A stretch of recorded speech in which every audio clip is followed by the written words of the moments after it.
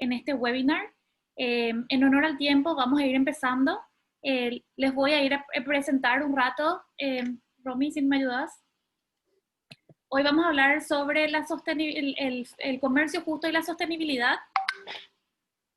Romy, pasa un ratito. Y vamos a hablar con Paul Rice. Paul tiene una licenciatura en Ciencias Políticas y Económicas por Yale University y tiene un MBA por Haas School of Business de UC Berkeley. Él es fundador y CEO de Fair Trade Certified USA, que fue organización que fue creada en 1998 después de pasar 11 años trabajando con los agricultores en Nicaragua. Lideró y fundó la primera cooperativa exportadora de Nicaragua, y él es reconocido por ciertas organizaciones por el trabajo que viene haciendo, por Ashoka, por Schwab Foundation de Social Entrepreneurship, Fast Company, Magazine Social Capitalist of the Year, y otras organizaciones muy interesantes. También ganó el School Award for Social Entrepreneurship. Bueno, y hoy nos va a estar hablando de Fair Trade. Si pasamos al siguiente. Okay. Fair Trade Certified USA. Fair Trade Certified USA certifies coffee, tea, cocoa, sugar, coconut, fruits, and fresh vegetables by means of pioneering organizations. Como Patagonia, que también es una empresa B, West Elm y Gap. Fair Trade comenzó a certificar ropa y muebles para el hogar, mejorando las condiciones laborales y de ingresos de trabajadores de las fábricas. Y también cuentan con el apoyo de más de 1.300 empresas, incluyendo Green Mountain, Starbucks, Nespresso, General Mills, PepsiCo, Whole Foods, Costco, Target y Walmart. Les comento que este webinar va a ser en español, pero si desean escucharlo en inglés, pueden apretar la interpretación de abajo, que es el mundito, para poder escucharlo en inglés. Y también este webinar es posible gracias a los aliados, ADEC, la Asociación de Empresarios Cristianos de Paraguay, la Universidad Comunera, la Red del Pacto Global Paraguay, Centrarse de Guatemala, WWF Paraguay también, la Fundación Paraguaya, Fundación Moisés Bertoni, ACEPI, la Asociación de Emprendedores del Paraguay, Good Neighbors Paraguay, la Asociación de la UIP Joven, y de Panamá, Sumarse y el Pacto Global. Hoy con nosotros va a estar Jan Esperanza, que es director ejecutivo de la Fundación Moisés Bertoni, pero también es miembro del directorio del Sistema B Paraguay. Jan va a ser el moderador de esta conversación, y la idea es que podamos hablar acerca del comercio justo, porque es importante para la sostenibilidad con las empresas, y también cómo el consumidor debe optar y por qué debe optar por un sello de como Fair Trade o como comercio justo, o como para poder tomar decisiones más conscientes acerca de sus compras. Así que, bueno, ahora le cedo la palabra a Jan. Un gusto. Bueno, gracias, Andrea. Muchas gracias. Gracias también a vos, Paul, de vuelta por sumarte a esto. Acá del equipo de Sistema B, muy contento realmente de poder tener esta conversación. Y te cuento, mucha gente se inscribió, Paul. Ya adelanto una pregunta. ¿Vos crees que esto tiene que ver también con esta, no sé, con esta, al parecer, onda de que mucha gente está más consciente de este tipo de cosas, más preocupada, quiere entender más? ¿Vos ves que está creciendo o no? Es una pregunta que te tiro, pero antes me gustaría decir, Paul, que vos trates de ponernos a todos en el mismo tono y nos expliques, seguramente en pocas palabras, pero bien concreto, ¿qué es este tema del Fair Trade? ¿Qué es Fair Trade? ¿Qué es Fair Trade USA? Tratar de que entendamos toda la misma cosa inicialmente. Correcto. Muchas gracias, Jan. Y antes de todo, quiero agradecer a todos los participantes. Yo sé que todo el mundo tiene mucho encima ahora con la pandemia, con los retos económicos, y agradezco mucho el interés y el compromiso de todos y todas en convertir al mundo de los negocios en un instrumento para hacer bien, para hacer mejor al mundo, ¿no? Un concepto que tal vez hace 20 años fue algo revolucionario, un poco loco, pero que hoy en día estamos forjando un movimiento en el cual tratamos de usar a los negocios, a los mercados, a los consumidores como una forma de crear un mundo mejor para lograr objetivos ambientales y sociales, ¿no? Entonces, mi aprecio y agradecimiento a todos y todas que participan hoy con nosotros. Jan, es una buena pregunta y de hecho mucha gente aquí en Estados Unidos me preguntan, bueno, ¿cuál es la diferencia entre B Corp, ¿no? Una corporación B, beneficio, y Fair Trade? Entonces, voy a explicar de la forma más sencilla. A mi parecer, el sello B Corp y el movimiento B Corp se trata de la empresa y sus prácticas en su totalidad. O sea, cuando una empresa logra ese sello de B Corp, eso comunica al consumidor y al mundo, a los inversionistas, a todos los stakeholders, un estado de ser de la empresa como tal. En cambio, el comercio justo se trata de un producto, no de la empresa, sino del producto. About the company, it's about the product. And the way that Es decir, Walmart puede vender producto comercio justo. No significa que Walmart es certificado comercio justo como tal. ¿Me explico? Pero si uno va y compra este azúcar, que dicho sea de paso, vino de Paraguay, y ahí está mi sello comercio justo, puedes comprar esto en Whole Foods, en Walmart, en Costco, en muchas tiendas, ¿no? Entonces, este sello comunica la condición del producto. Y sencillamente, el comercio justo es un estándar, ¿no? Es un estándar como lo orgánico, que contiene alrededor de 300 criterios de cumplimiento, que se tratan de condiciones laborales, condiciones sociales, condiciones ambientales en el cual se produjo ese producto. Un productor, ya sea agrícola o industrial, que quiere certificarse, tiene que cumplir con toda esa norma, tiene que abrir una auditoría anual, y si pasa la auditoría, entonces se certifica por un año. Al cabo del año tiene que volver a certificarse. Y una vez certificado, eso le da muchos beneficios.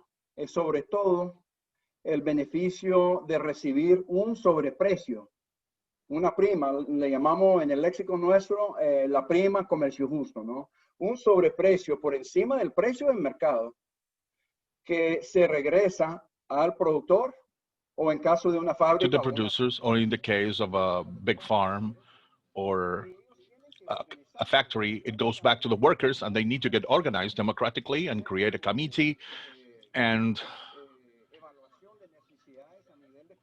evaluate their needs as a community and invest. That could go to community projects such as health, education, clean water. Prestación. Es decir, los proyectos son realmente extraordinarios y lo más interesante es que son gestionados y dirigidos por los mismos trabajadores o por los mismos campesinos en caso de un grupo de pequeños productores. De tal manera de que hay todo un proceso de empoderamiento, ¿no? De creación de autoconfianza, de elevar la voz del pequeño productor o del trabajador, que también viene siendo parte de la filosofía del comercio justo. Es decir, no estamos pidiendo que Walmart nos manden $100,000 a un grupo de productores en Paraguay para regalarles una escuela. Claro. No. Walmart le paga mejor a esos productores y esos productores se reúnen y deciden, vamos a invertir en una escuela o un puente o un centro de salud, y Claro. ellos mismos después gestionan su proyecto. Una pregunta, Paul, una pregunta. Cuando un productor certifica, ¿ya es 100% seguro que va a recibir un precio mayor o aún tiene que conseguir un comprador?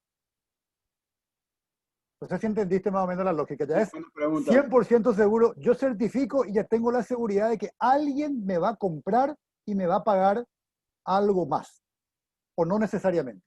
Jan, es una buena pregunta.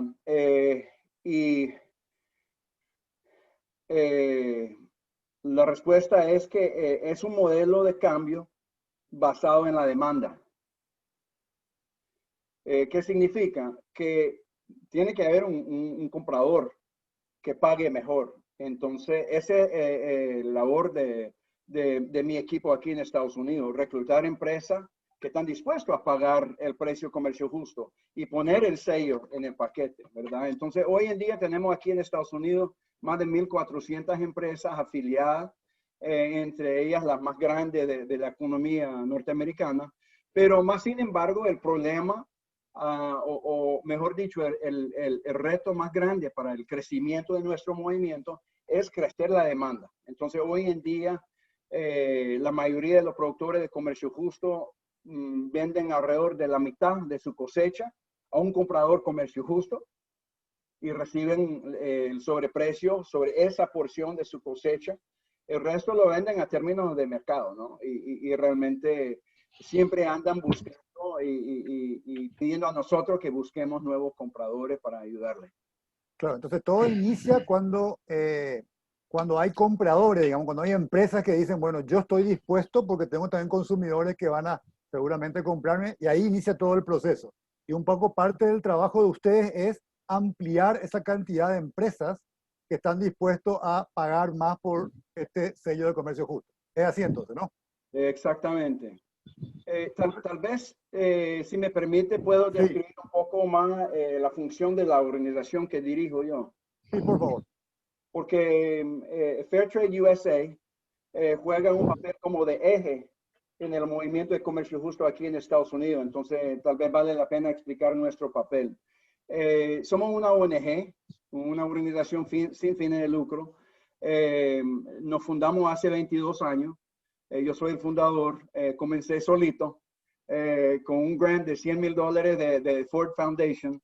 Y poco a poco hemos ido construyendo. Al inicio nadie creía, ninguna empresa gringa creía de que un consumidor gringo iba a pagar 2 centavos más por una taza de café que beneficiaba a algún productor al otro lado del mundo. O sea, había muchas dudas hace 20 años aquí en la sociedad norteamericana de que el consumidor y la industria tendría interés en este concepto. Pero poco a poco ahí vamos, reclutando empresas, educando consumidores y haciendo contacto con los productores. De alguna manera u otra, yo consigo a nuestra organización, como decía, ¿no? Como un eje que vincula a los productores, a las empresas que agregan valor, los manufactureros, los retailers, supermercados y al consumidor. Y una cosa muy importante que tenemos en común con el sistema B es que creemos en la voz y el voto del consumidor mediante su decisión de compra. De esa manera ambos nos distinguimos de aquellas iniciativas que solo se trataba de la empresa y su relación con la cadena de abastecimiento, ¿no? No somos exclusivamente una forma de ayudar a una empresa norteamericana a limpiar su cadena, asegurarse de que no hay mano de obra infantil y otras cosas de esa manera en su supply chain. También nos comunicamos con el consumidor mediante el sello que se refleja en el paquete. Hoy en día, después de más de 20 años de invertir en educar a los consumidores de este país, ya hemos logrado el 63% de nivel de reconocimiento de nuestro sello aquí en este mercado. Es decir, 63% de los adultos norteamericanos pueden describir qué significa este sello. Eso es algo extraordinario. Son más de 120 millones de personas que tal vez no todos los días están comprando o prefiriendo este tipo de productos, ¿no? Pero que poco a poco, con sus compras, están generando impacto y de esa manera están reflejando a la industria que este es un modelo gana-gana. Y ahí quiero enfatizar de que nuestro concepto, nuestra teoría de cambio, no es redistribuir la riqueza de una empresa a un productor. creemos en el modelo de Michael Porter, ¿no? De valor compartido. Es decir, el concepto de que mediante el comercio justo, el productor o el obrero va a ganar más. Pero también la empresa que vende ese producto va a ganar más porque va a tener algo de valor agregado que ofertar a los consumidores. Algo que trae el concepto. Hay algo en la pantalla ahí. Sí, no sé si hay quien maneja la pantalla. Ahí está. Sí. Y de hecho los consumidores, ustedes todos lo saben, están leyendo, me imagino, los mismos estudios que leo yo y me imagino que existe el mismo fenómeno en América Latina, sobre todo en centros urbanos, ¿no? Tenemos el surgimiento del consumidor consciente. Así le llamamos nosotros. Paul, ahí te quiero interrumpir porque te quiero hacer una Dale, pregunta que me quedó dale, flotando. perdón. Entonces, entiendo, la teoría de cambio, ustedes trabajan tanto desde el punto de vista de mejorar las condiciones de vida del productor, en crear un mercado de negocios más responsable y también en trabajar todo el tema del consumidor consciente. Quiero Correcto. empezar por esa punta, después mirar las otras.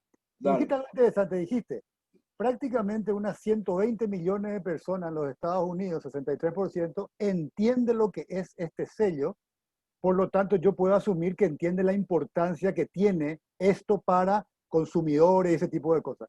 Sin embargo, cuando entra al supermercado, no son 120 millones de personas las que están comprando los productos. ¿Cómo se entiende esa dicotomía? Es decir, yo entiendo la importancia, pero bueno, no transmito eso en mi decisión de compra. Porque si así fuese, también debería haber una participación de mercado del comercio justo del 50-60%, cosa que no ocurre. ¿Cómo se entiende esa dicotomía, esa... No sé si entendiste mi pregunta. Sí. Mira, es un trabajo de hormiga, es un trabajo de largo plazo. Poco a poco vamos despertando el interés del consumidor. Primero comienza con el conocimiento del concepto o del sello. Igual con Sistema B, ¿no? Primero hay que concientizar qué significa. Luego hay que motivar la acción. Hay que cambiar el patrón de comportamiento del consumidor.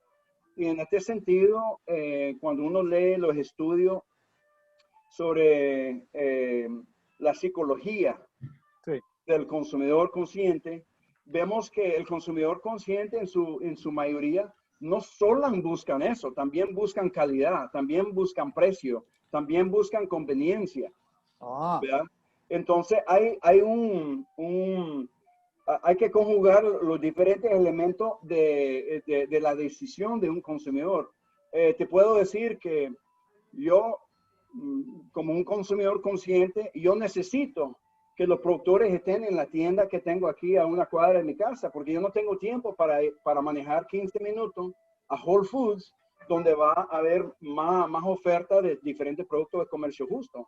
Entonces nosotros llamamos a Safeway, que es la cadena que tengo aquí al lado. Safeway, ¿por qué no tienen tomate de comercio justo? ¿Por qué no tienen banano? Y así poco a poco estamos expandiendo la presencia de los productos certificados en las diferentes cadenas para que el consumidor no tiene que molestarse con manejar hasta el otro lado del pueblo a buscar un producto certificado, ¿no? Entonces la conveniencia que decimos nosotros es muy significativo para este consumidor. Ahora, precio.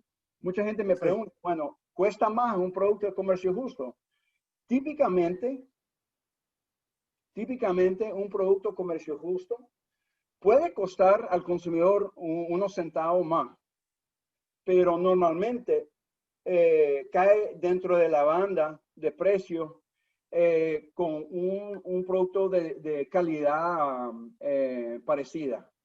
Es decir, este azúcar que yo enseñé es un azúcar con cierto valor agregado, ¿no? Porque es turbinado, es orgánico, es non-GMO. Entonces, si yo comparo este azúcar que tiene todos esos otros atributos, pero que no es comercio justo, con este, que lo es, el precio es idéntico o muy similar. Entonces, significa, ahí vamos, en la pirámide de productos, vamos con los productos gourmet, vamos con los productos especiales, vamos con los productos orgánicos, naturales.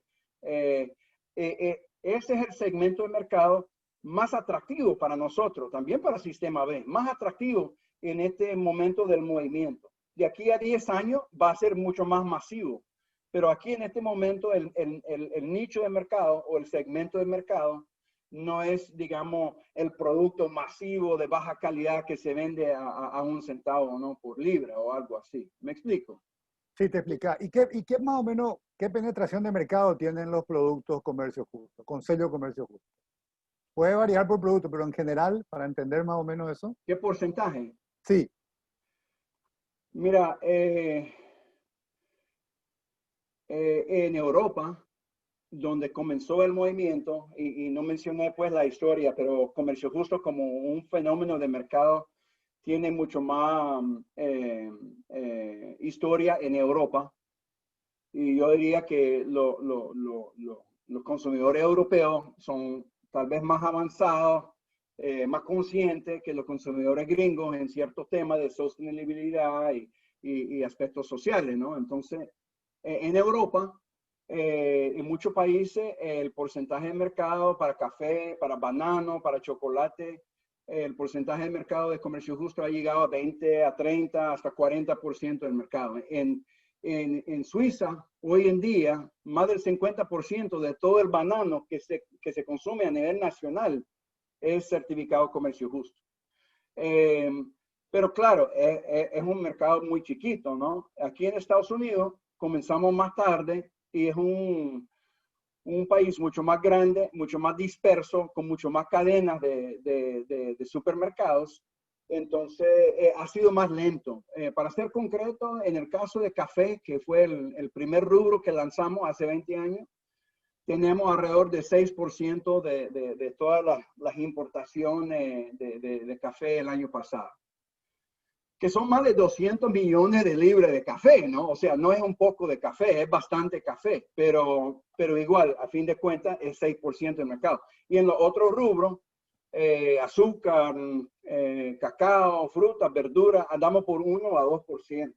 O sea, como porcentaje del mercado total, todavía muy pequeño aquí en Estados Unidos. Que apunta a la pregunta que me hiciste hace un momento, ¿no? Si tenemos 60%, más del 60% de reconocimiento del sello, ¿cómo elevamos el comportamiento del consumidor para lograr mayor volumen, mayor impacto? Ok, ¿y tenés datos del comportamiento del consumidor latinoamericano? No, en realidad, hasta el momento nos hemos enfocado desde el punto de vista del consumidor, ¿no? El target market, ¿no? El mercado Americano.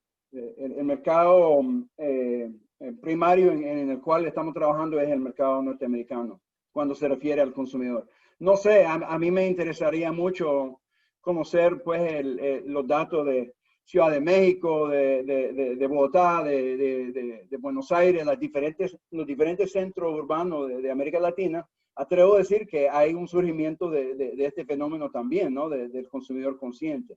Correcto. ¿Cómo lo ves?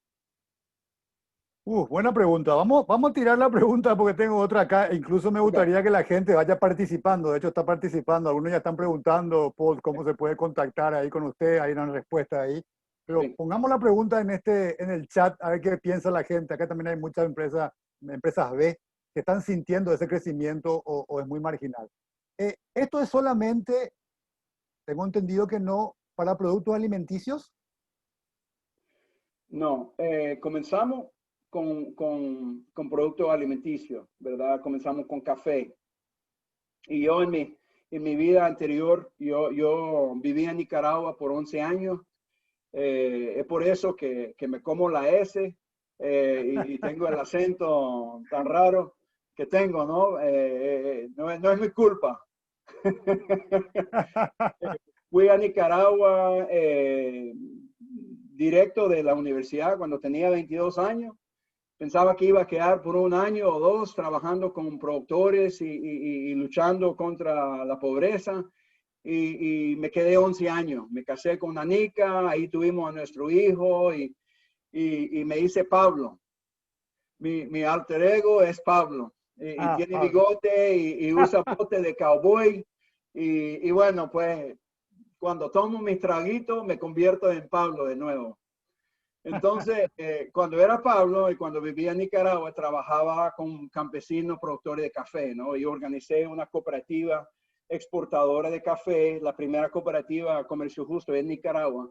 Por ahí entré al movimiento, ¿no? Por el lado de los productores y viví en carne propia, ¿no? Esa transformación en las comunidades. Gente que se sentía sin poder, que se enfrentaba al mercado y a los coyotes que le decíamos, a los compradores de café y a los prestamistas.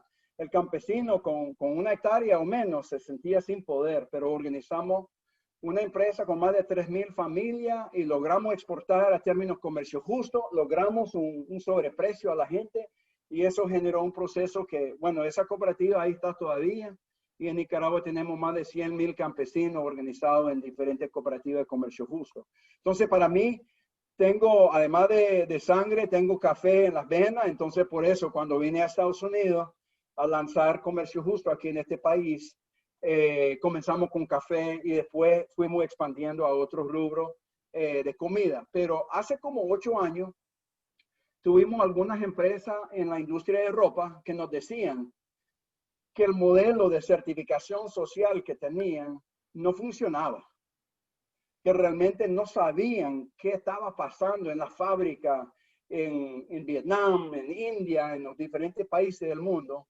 No sabían qué realmente estaba pasando en esa fábrica. Y no sé si se acuerdan del colapso de Rana Plaza hace como 6 años. En Dhaka, sí. En Bangladesh, que colapsó y mató a más de 1,000 personas. Entonces, eso generó mucho enojo en el consumidor y mucho interés en la industria de ropa aquí en Estados Unidos en buscar otras alternativas que realmente le darían mucho más transparencia en la cadena, en las condiciones, en la fábrica para los trabajadores. Entonces nos lanzamos a ropa hace como 8 años. Trabajamos con Patagonia, trabajamos con Gap, con J. Crew. Luego tuvimos interés por parte de algunas empresas que venden muebles. Entonces resulta que comenzamos con muebles, trabajando con Target, con Pottery Barn. Entonces, muy interesante porque ese segmento de nuestro trabajo es el que más rápidamente está creciendo. El interés del consumidor en saber de dónde viene mi ropa.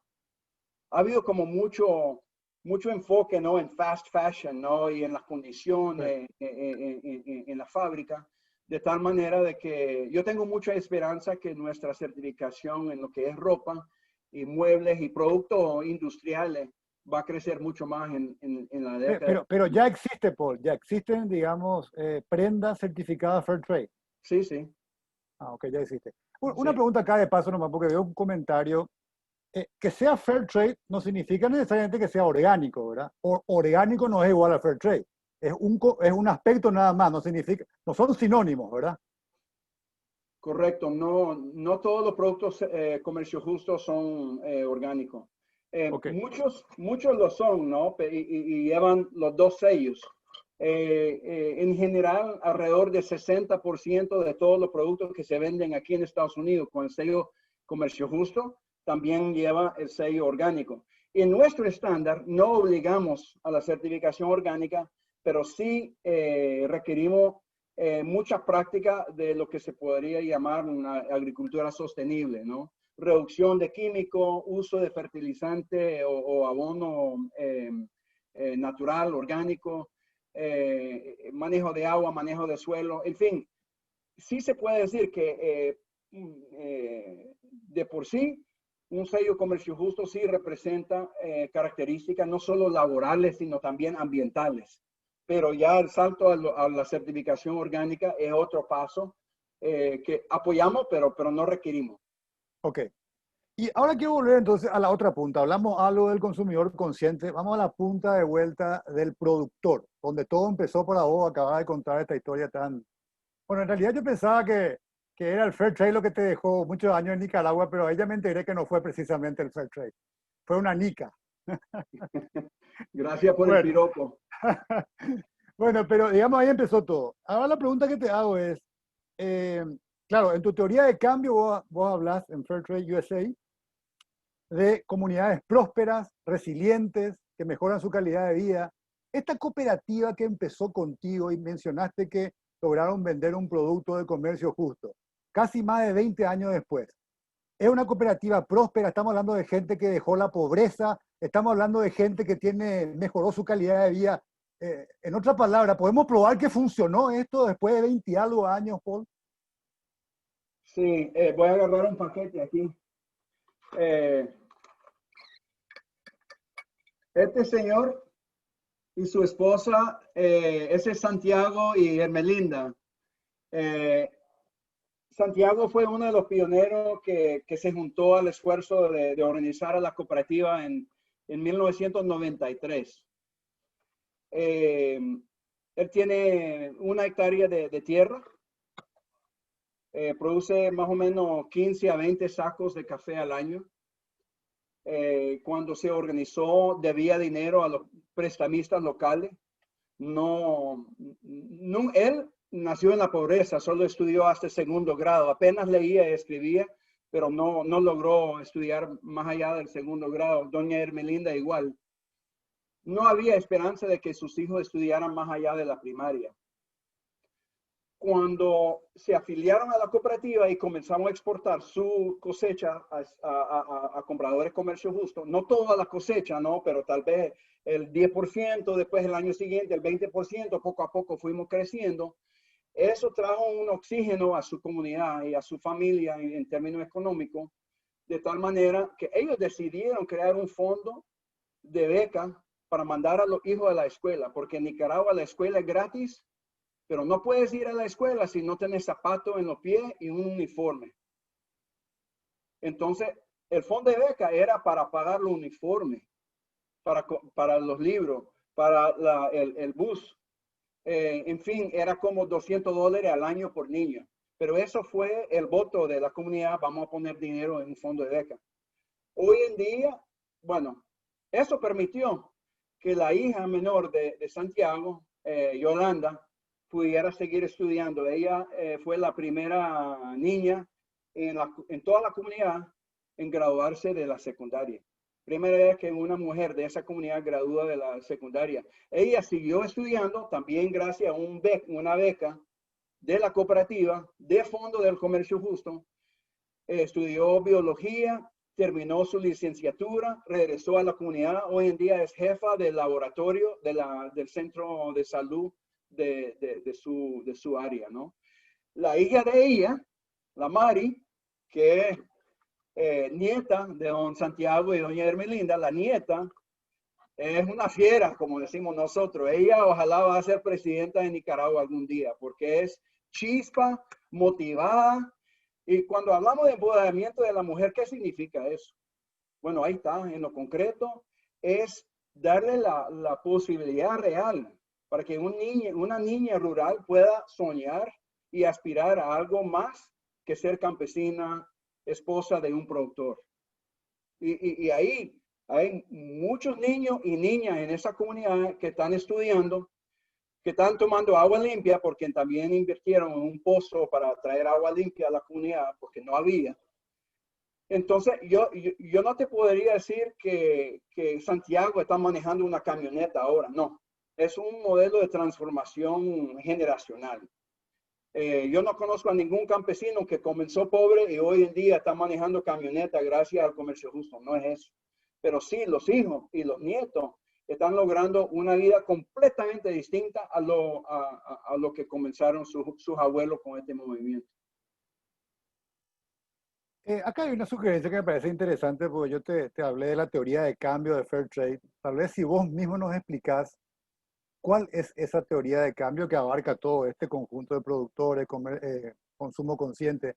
Si vos mismo nos explicás, sería bueno, Paul, una pregunta que surge acá, una sugerencia. Ok, sí. Y antes de eso, quiero decir una cosa. Porque yo creo que es obvio a todos y todas que yo estoy perdidamente enamorado de mi movimiento. Y vuelvo como muy efusivo, ¿no? cuando hablo de lo bueno, de lo transformativo, del poder de nuestro modelo. Pero también trato de ser humilde y pensante y autocrítico, y hay muchas cosas que tenemos que reparar y evolucionar en nuestro modelo. Entonces, si quieren, podemos también hablar de la crítica del modelo y de las necesidades de evolución para poder escalar este movimiento. Pero primero con la teoría de cambio, ¿sí? Teoría de cambio. Mira, sencillamente la teoría de cambio del comercio justo es como una banca de tres patas. Hay tres actores principales en nuestro movimiento. Está el productor, ya sea el productor agropecuario o el trabajador en una finca grande o el trabajador en una fábrica. El trabajador productor es el primer stakeholder, ¿no? Segundo, la empresa. La empresa norteamericana en este caso, porque estamos enfocados en las empresas de este país que están comprando ese producto y pagando el sobreprecio. Y tercero, el consumidor, nosotros. Y el poder que nosotros como consumidores podemos ejercer sobre el mercado, la influencia que podemos ejercer sobre las empresas, porque a fin de cuentas, si una empresa pone el sello comercio justo en un producto, pero nadie lo compra, ese producto va a fracasar. Entonces, eso crea como una rueda, ¿no?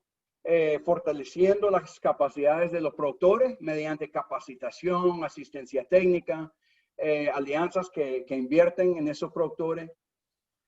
También las empresas, nuestro trabajo hacia las empresas, asegurando que ellos reciben un valor del comercio justo.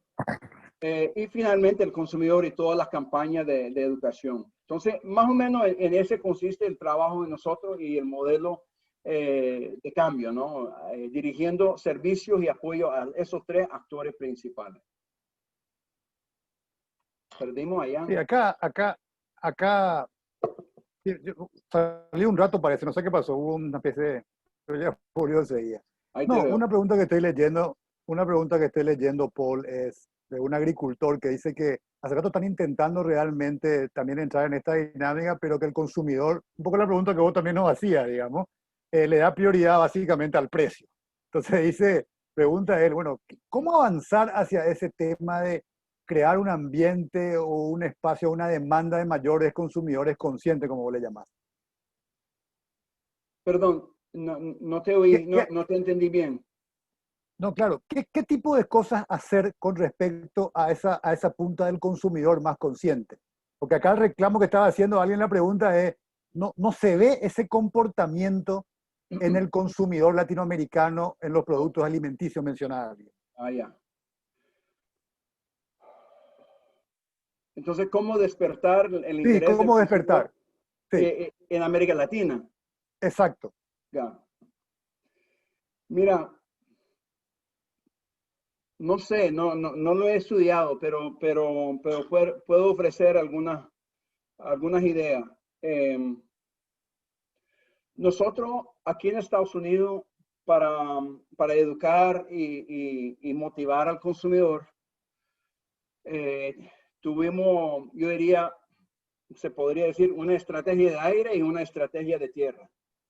La estrategia de tierra era formar alianzas con la sociedad civil, formar alianzas con grupos afines en cada ciudad que podrían llevar nuestro mensaje y promover a los productos en su comunidad.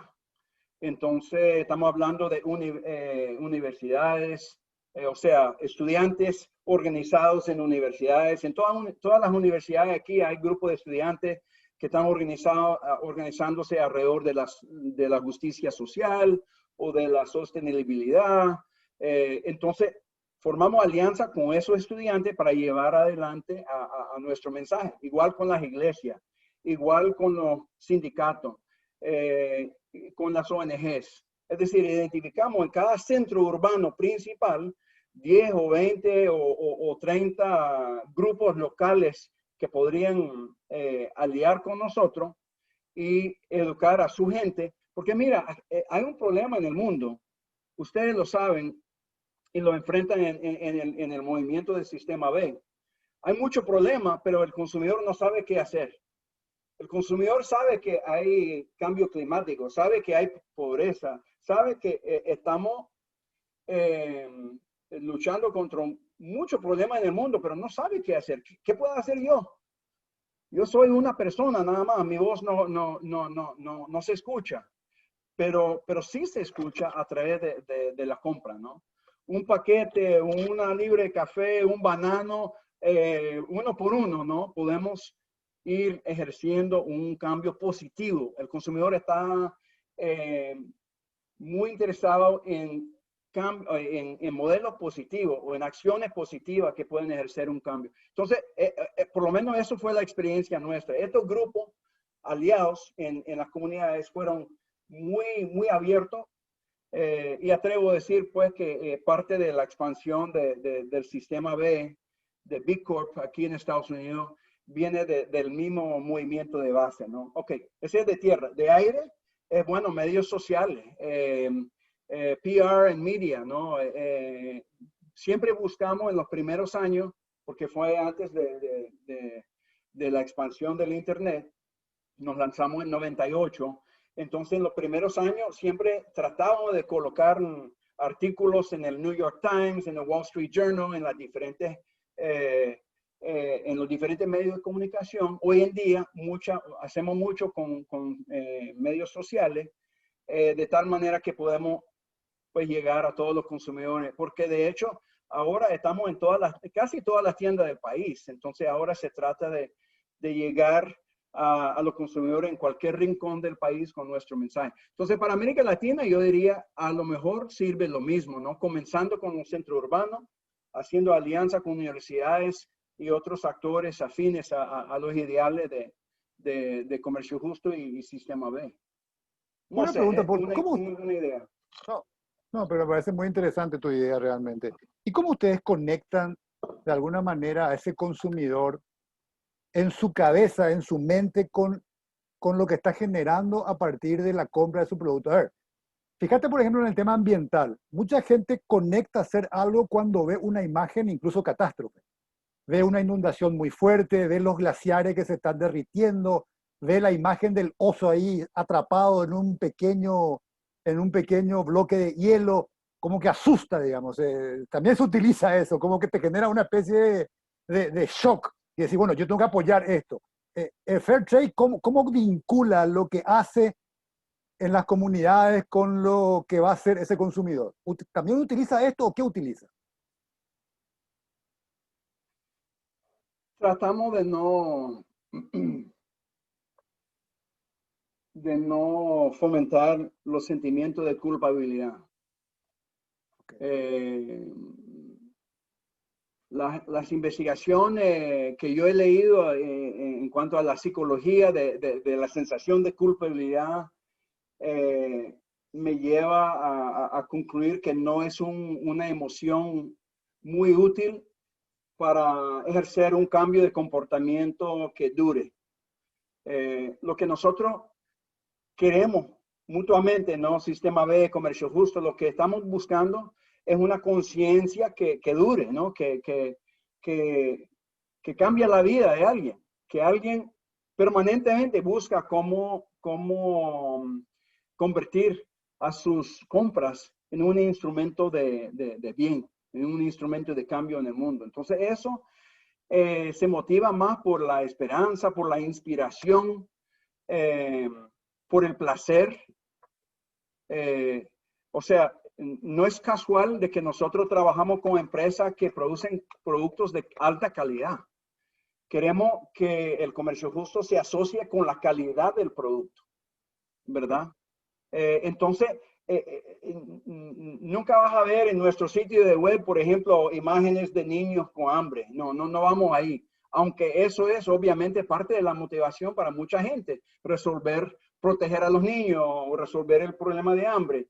Pero no usamos ese botón emocional. Preferimos usar el botón o la sensación de esperanza, de calidad, de placer, de inspiración, de estar vinculado a algo, algo bueno, ¿no? Y en la generación que está emergiendo, porque aquí, no sé si ustedes usan este mismo léxico, pero hablamos obviamente de milenio y ahora hablamos de Sí, generación Z.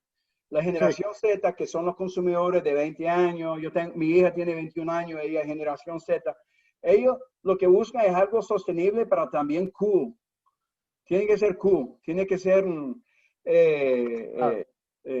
no sé cómo se traduce cool, pero me entienden, ¿no? O sea, Sí, entonces sí, sí. tratamos de hacer eso con diferentes actividades, más que todo en los medios sociales, competencias y diferentes formas de activar al consumidor para que sienten como parte de algo. Y lo mismo sistema B, ¿no? Estamos tratando de crear una sensación de movimiento. Join our movement, ¿no? Júntese a nuestro movimiento. Es más que un producto, es más que un sello, es un movimiento. Y es un tribu, somos una tribu. Y yo siento que esa sensación de pertenecer a una tribu que tiene una conciencia mayor es algo muy atractivo, sobre todo para la generación Z. Buenísimo. Acá alguien llama a eso el impulso de optimismo responsable, dice alguien acá. Interesante. Y Exactamente.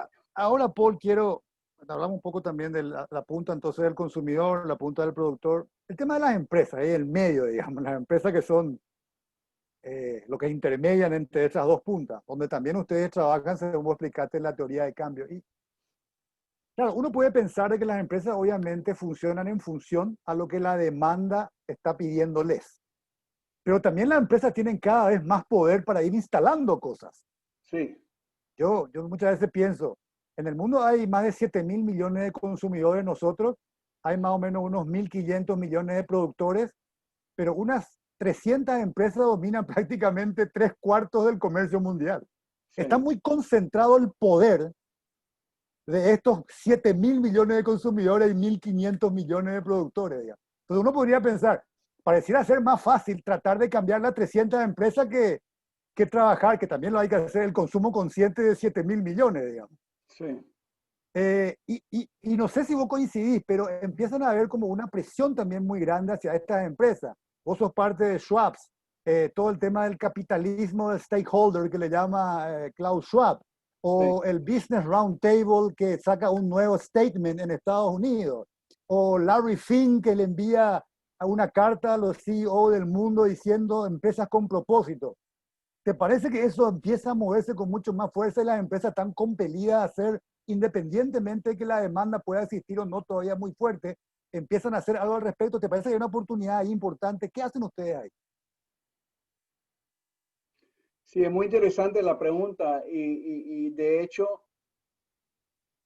esa concentración de poder en el mercado que mencionas es una de las razones por la cual hemos intentado evolucionar el modelo de Fair Trade tras los últimos 22 años, porque cuando nació el movimiento era muy enfocado en pequeños productores en cooperativas y empresas sociales que se podría decir pequeñas, sociales, cuya misión era cambiar el mundo, ¿no? Entonces, era un puente solidario, pero no era escalable, ni desde el punto de vista de la cadena de oferta, ni mucho menos desde el punto de vista de la expansión en el mercado de supermercados, ¿no? Entonces, poco a poco hemos ido formando o reclutando, mejor dicho, a las empresas más grandes de nuestra economía.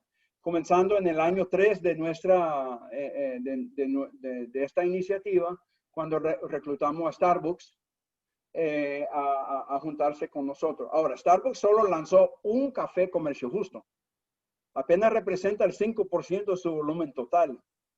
Pero solo el hecho de prestar su nombre a nuestro movimiento creó un auge, ¿no? Y muchas otras empresas después se juntaron. Por eso estamos trabajando no solamente con Whole Foods y todas las cadenas de productos orgánicos y naturales, que es donde más se vende productos de comercio justo, sino también trabajamos con Costco, también trabajamos con Sam's, con Walmart y con otras empresas transnacionales.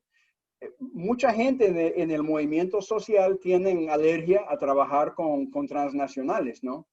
Y a nosotros y a mí personalmente me han criticado mucho por atrever de trabajar con ese tipo de empresa, ¿no? Hay gente en nuestro movimiento que cree que esa es una traición a los valores sociales, a los valores progresistas nuestros, trabajar con una empresa grande como Walmart que ha tenido problemas de mano de obra, de bajo pago a su gente y todo ese rollo, ¿no? Entonces sí, fue una decisión pensada, ¿no? Bueno, trabajamos con esta gente para buscar volumen e impacto a un nivel mayor o no. Y decidimos trabajar. La decisión del Sistema B de trabajar con subempresas de empresas grandes es algo parecido, ¿no? Yo me acuerdo, antes los fundadores no estaban de acuerdo con eso. Ahora trabajan, por ejemplo, hay una empresa aquí en Estados Unidos que se llama Atleta. Atleta es parte de Gap. De Gap, sí. Gap no fue certificado, se certificó a una subempresa de Gap, Atleta. Yo también trabajo con Atleta.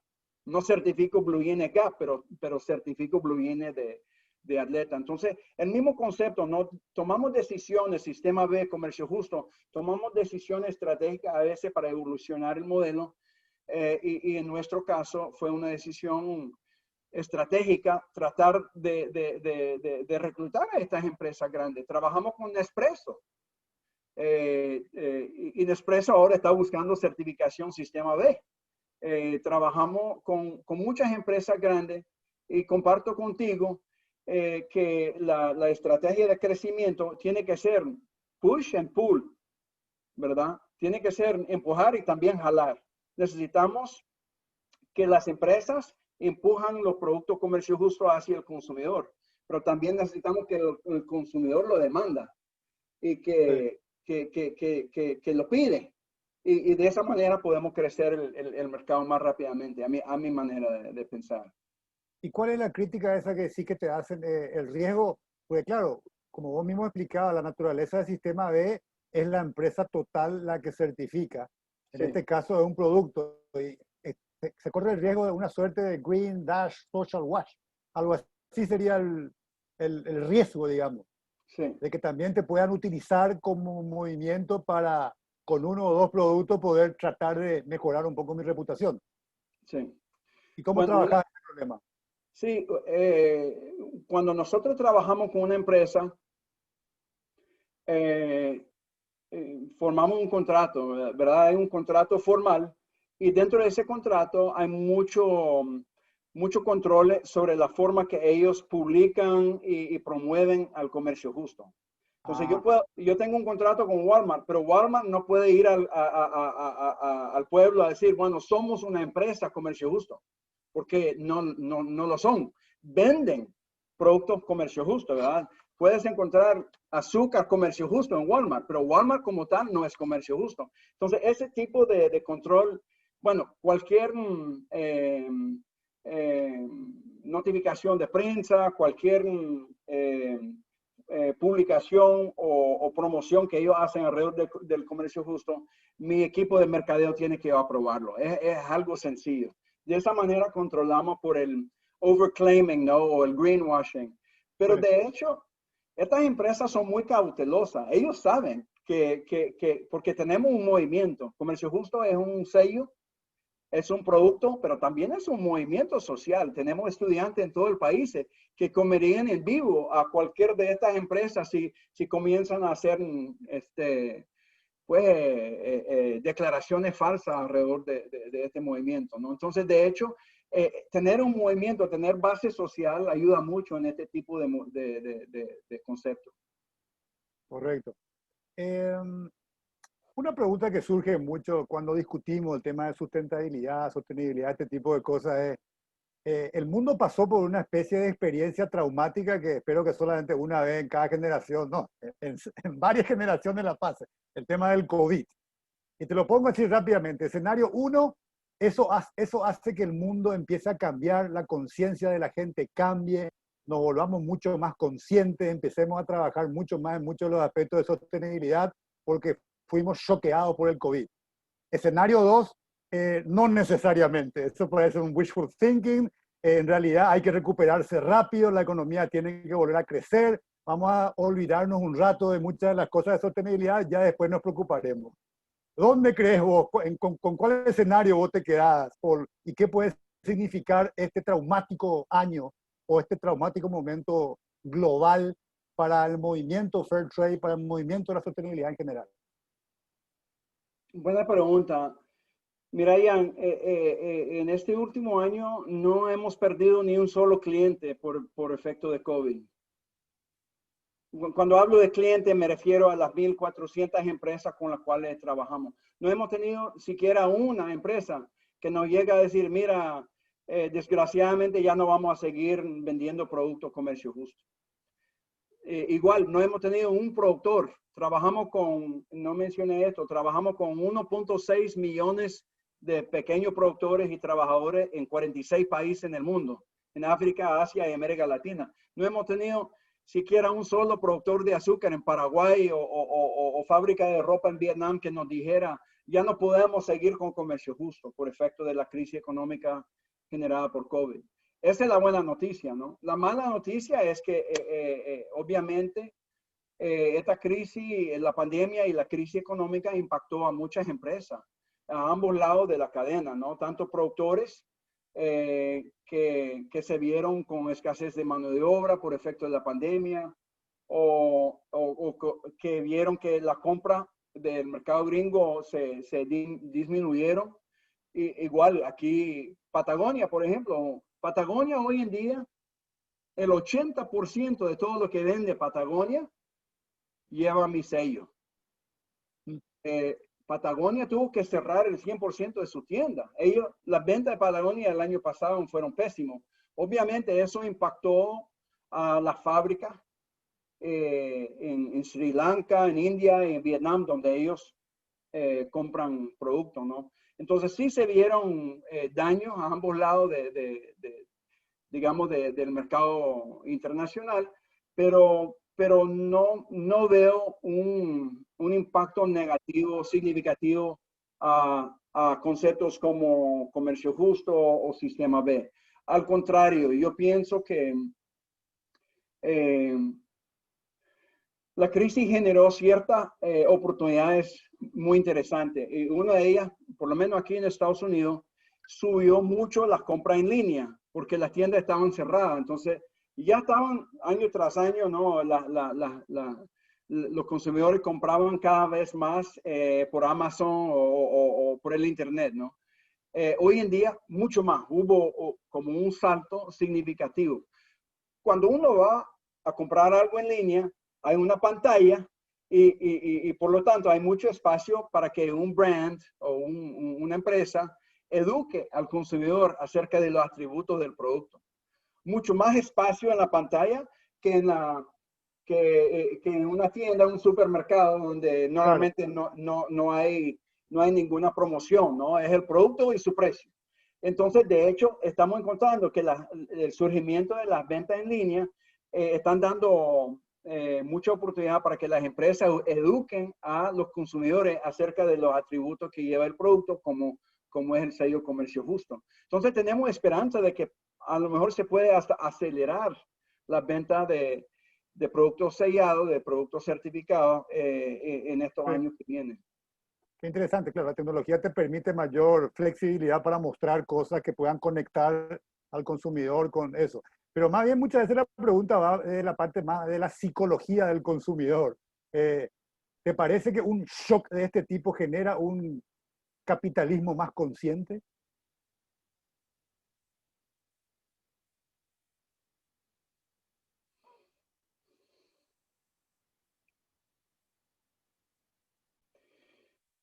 Mira, yo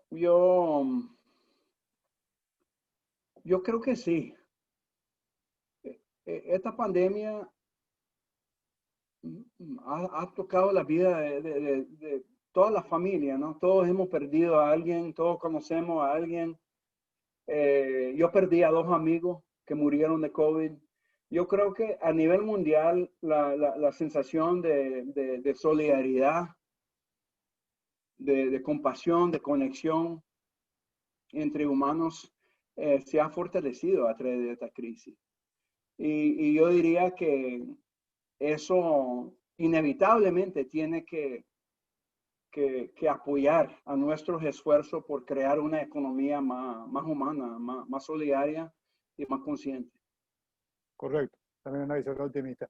Pero una pregunta que surgió mucho también a lo largo de la conversación, Paul, y vos mencionaste, tenés 1.600.000 productores que están trabajando contigo en 46 países, dijiste. Sí. Obviamente el consumidor cuando ve el sello confía en que realmente cualquiera de estos 1.600.000 están teniendo mejores condiciones y todo eso, lo cual implica una gran responsabilidad sobre vos que pones el sello. ¿Cómo organizas tu capacidad logística y capacidad organizacional para realmente controlar? ¿Cómo funciona eso? ¿Cada cuánto le certificás? ¿Cada cuánto le haces auditoría? ¿Hay un riesgo que se te escape algo? ¿Cómo funciona en la práctica eso? Para estar seguro el consumidor de que puedo confiar en tu sello. Por supuesto que siempre existe el riesgo de fraude. No hay ningún sistema de auditoría en el mundo que es 100% seguro, ¿no? Siempre existe posibilidades de fraude en cualquier certificación o auditoría. Pero yo diría de que hay cierto sistema más seguro que otro. Y yo confío mucho en la certificación, en el proceso de auditoría nuestra, por 2 razones. En primer lugar, tenemos pues auditores entrenados en todos los países. Yo no mando un gringo a Paraguay a hacer inspección de una cooperativa de azúcar en Paraguay, ¿no? Tenemos auditores o en Paraguay o en países cercanos que conocen el idioma, que conocen las mañas y que pueden ver e interpretar un punto, ¿no? Segundo, hablamos con los trabajadores. En muchos otros sistemas solo llegan, inspeccionan, hablan con la gerencia y se van. Nosotros pasamos días hablando con los trabajadores. Visitamos a los trabajadores en su casa y le preguntamos a los trabajadores cómo se sienten aquí, cuánto ganan. Háblenos de las protecciones, los equipos de protección que le da el dueño, ¿no? Para trabajar con seguridad. O sea, buscamos cómo generar datos e información no solamente de una sola fuente como es la gerencia o de los documentos que puede tener la gerencia en la oficina de la cooperativa o la oficina de la empresa, ¿no? Sino que trabajamos y tenemos conversaciones con los trabajadores como tal. Y ahora estamos implementando un nuevo sistema que a mí me interesa mucho, ¿no? Es una herramienta que se llama Labor Link. Labor Link es una forma de hacer encuesta mediante el teléfono. Entonces estamos encuestando a los trabajadores, no solamente una vez al año, sino cada trimestre o en algunos casos cada mes, y preguntándole a ellos de una forma anónima y segura sobre las condiciones laborales. De tal manera que podemos, no sé cómo se traduce, crowdsource, ¿no? We are crowdsourcing the audit, ¿no? Es decir, estamos de los trabajadores completando la auditoría para estar más seguro de las condiciones que puede observar un auditor en una semana al año que está ahí de visita. De tal manera de que yo me siento yo tengo mucha confianza en la garantía del sello, pero sí, detectamos casos de fraude casi todos los años, uno aquí, otro allá. O sea, un sistema con 1.6 millones de productores, obviamente vas a tener algunos deshonestos. Y entonces, cuando detectamos casos de fraude, desertificamos a la empresa, al productor, pierden su certificación.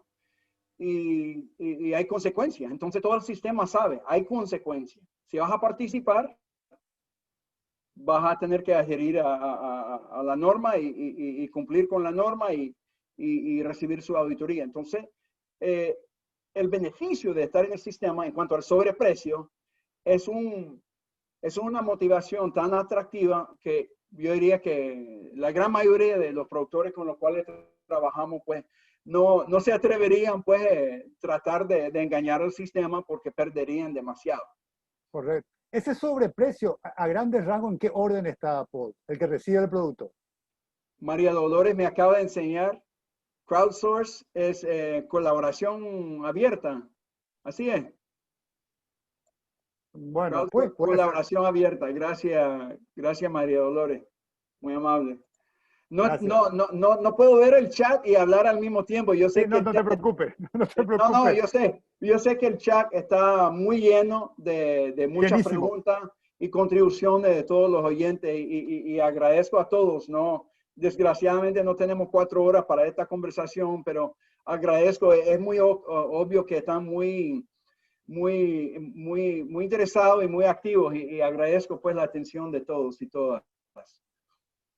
No, te preguntaba nomás un poquito, ¿cuál es el porcentaje en promedio extra de sobreprecio que recibe el productor? Buena pregunta. Buena pregunta. Sí. Varía de un rubro a otro. Normalmente es un monto fijo por unidad exportado. Entonces, para ser concreto, en el caso de café, es 20 centavos de dólar por libra de café exportado. Para dimensionar eso, hoy en día el precio del café en el mercado internacional anda alrededor de $1 por libra, ¿verdad? O sea, $100 el quintal exportado. 20 centavos por encima de eso es un sobreprecio de casi de alrededor de 20% sobre el precio FOB. Eso es un extremo. Al otro extremo, con la ropa, buscando crecimiento y escala, fijamos al sobreprecio en 1 a 2% sobre el precio FOB. Entonces, por unidad, aparentemente es menos, pero por volumen hemos logrado un dinero considerable a esos trabajadores de fábrica. Entonces, mencioné algunos de los errores del modelo del pasado que estamos tratando de evolucionar. Eso es un ejemplo. Originalmente tratamos de cargar un sobreprecio demasiado grande sobre los rubros y eso nos encerró en un nicho de mercado que a mi juicio nos ha limitado en el crecimiento. Como decía, en 22 años solo hemos logrado entre el 5 y 6% del mercado de café. No joda, debería ser 20%, 30% por lo menos. Yo pienso que si el sobreprecio fuera menos, hubiéramos crecido más.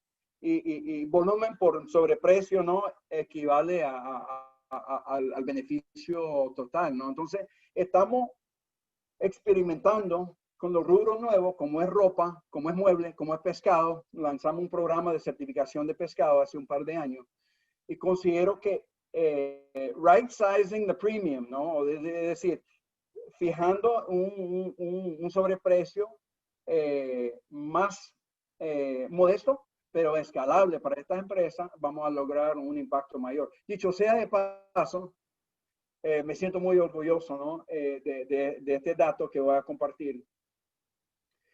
Solo el año pasado, en el año 2020, logramos generar más de 130 millones de dólares en primas sociales, o sea, en sobreprecio por encima del precio del mercado. 130 millones de dólares.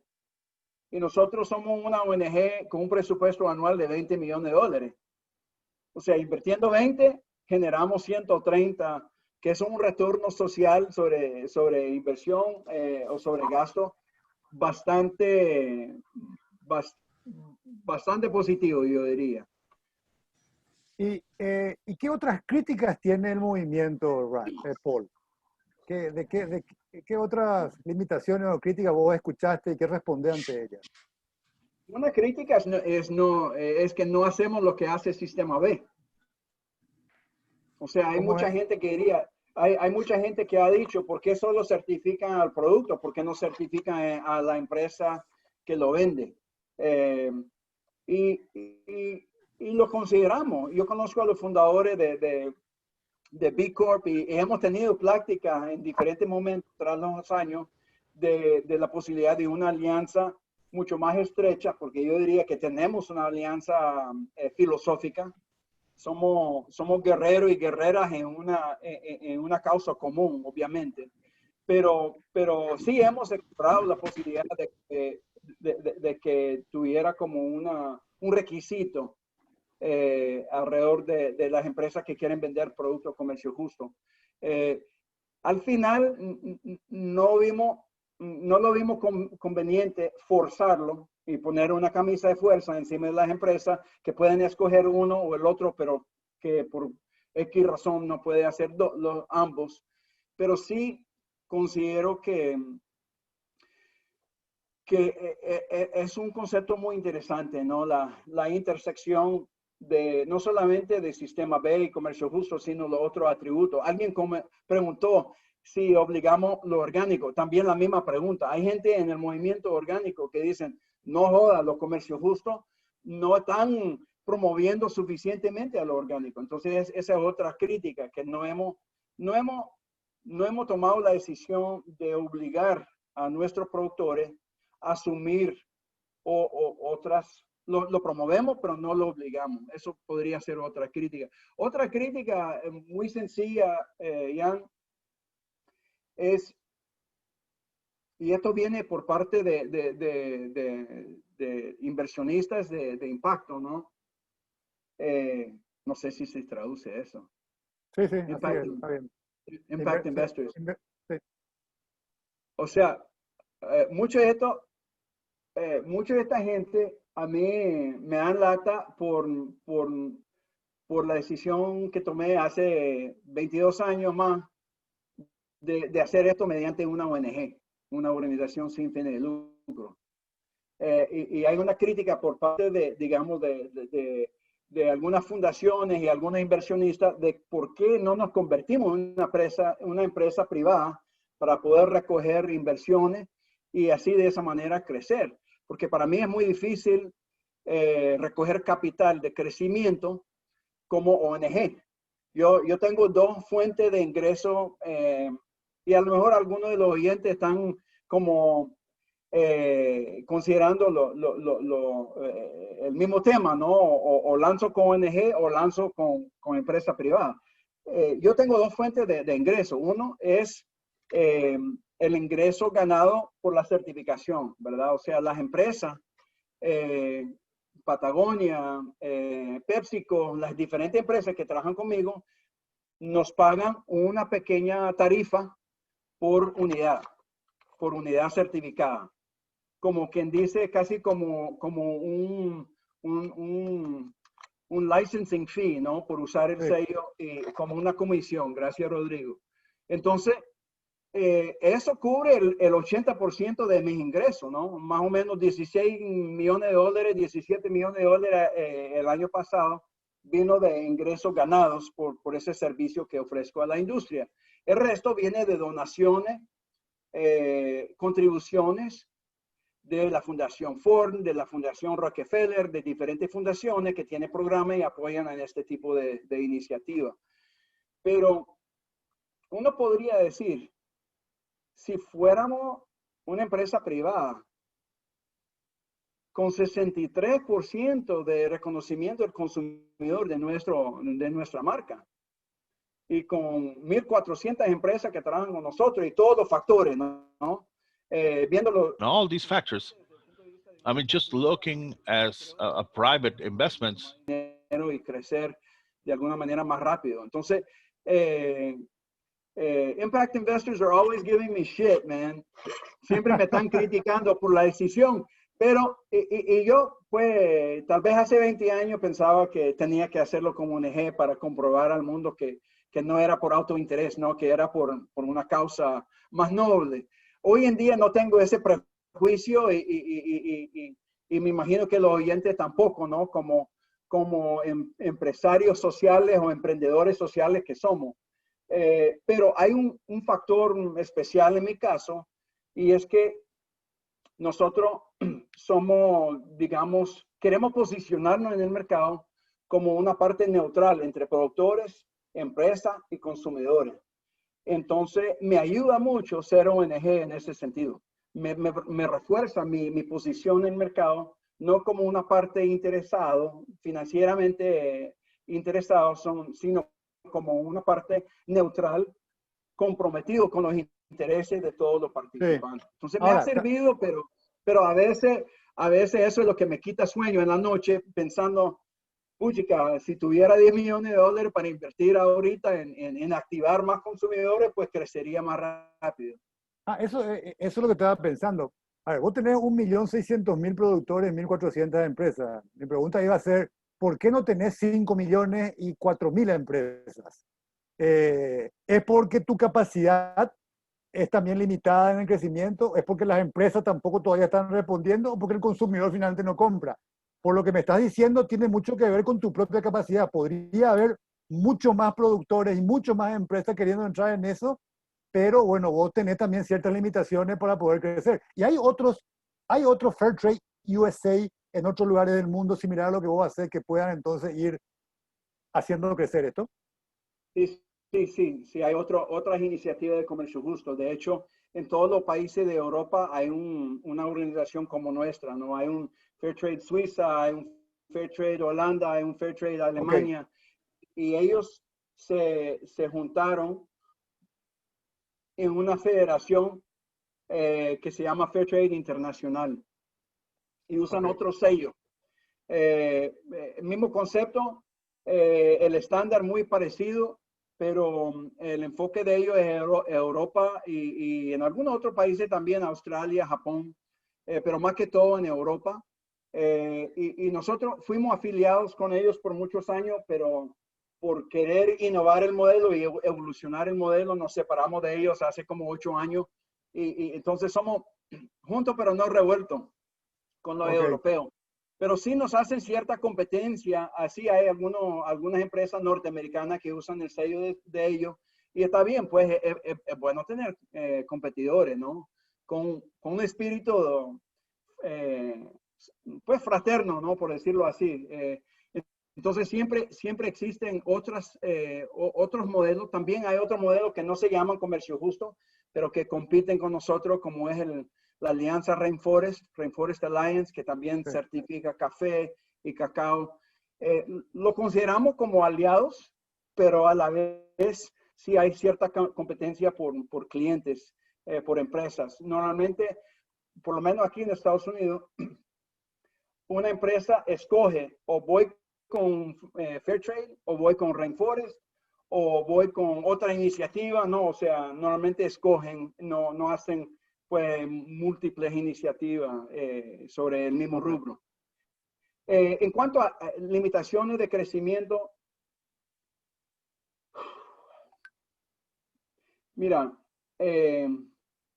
si todos los consumidores gringos tuvieran conciencia y motivación y acceso a los productos comercio justo a un precio aceptable y una tienda cercana, yo diría que creceríamos más rápidamente. Eso depende en parte de los recursos que tenemos nosotros para invertir en eso. Pero por otro lado, las empresas con las cuales trabajamos también están probando y comprobando este concepto de que un producto con propósito, un producto con valor social y ambiental puede venderse bien.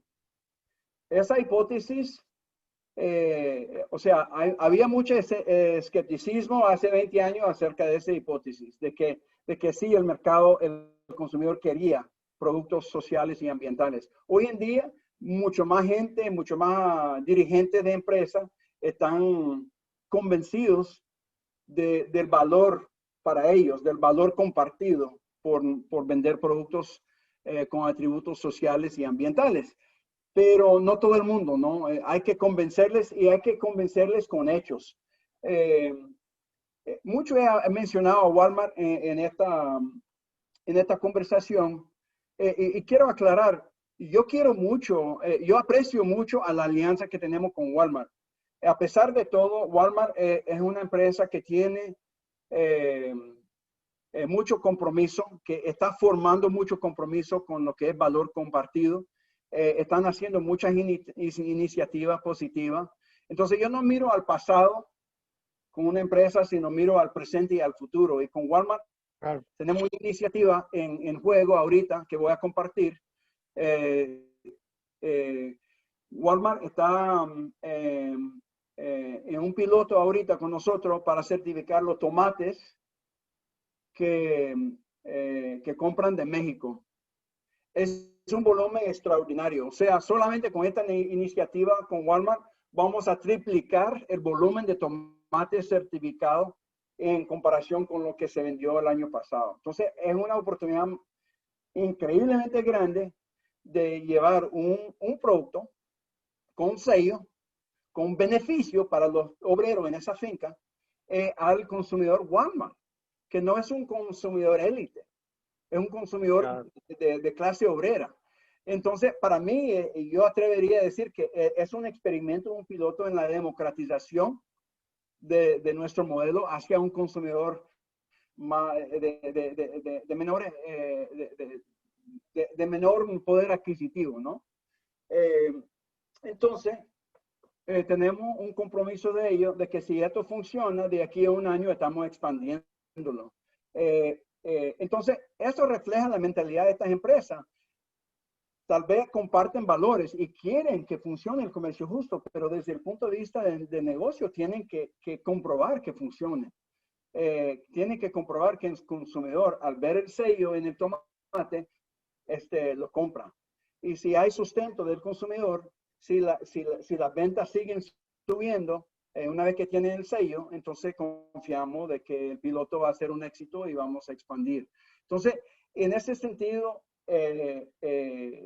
tu pregunta acerca de qué nos limita en el crecimiento es la mentalidad del capitalismo, la evolución del capital, de los dirigentes de las empresas, de una mentalidad de trade-off mentality, ¿no? De suma cero, la mentalidad de suma cero, que si quiero tener utilidades, no puedo pensar, no tengo el lujo de pensar en la sostenibilidad, o si es gana-gana, ¿no? Si se puede forjar como un puente entre prácticas sostenibles y una empresa exitosa. Entonces, yo miro esto como una jornada de 50 años.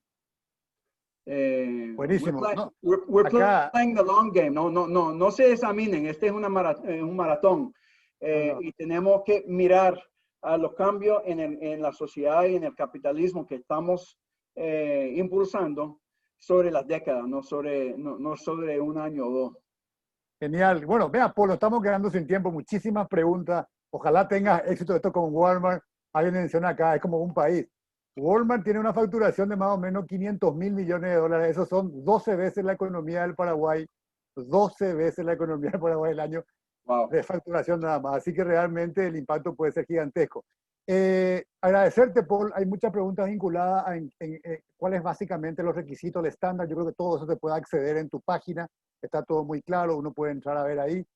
Y agradecerte de vuelta, y antes de despedirme, tenemos 3 minutos nada más antes que se cierre el Zoom, pedirte seguramente a vos, Karen Wienecker, una empresaria joven que hoy es presidenta del Sistema B en Paraguay, Paul, y que realmente está haciendo un gran trabajo, así que pedirte a vos, Karen, un mensaje final y ya la despedida. Sí, más que nada agradecerle muchísimo a Paul. Paul, fue un gusto, la verdad, que tener tu visión tan soñadora, y todo el trabajo que vienen haciendo de Fairtrade fue un aprendizaje en esta tarde. Te tendríamos muchas más horas, porque realmente el trabajo que tenemos que hacer en Latinoamérica todavía es arduo.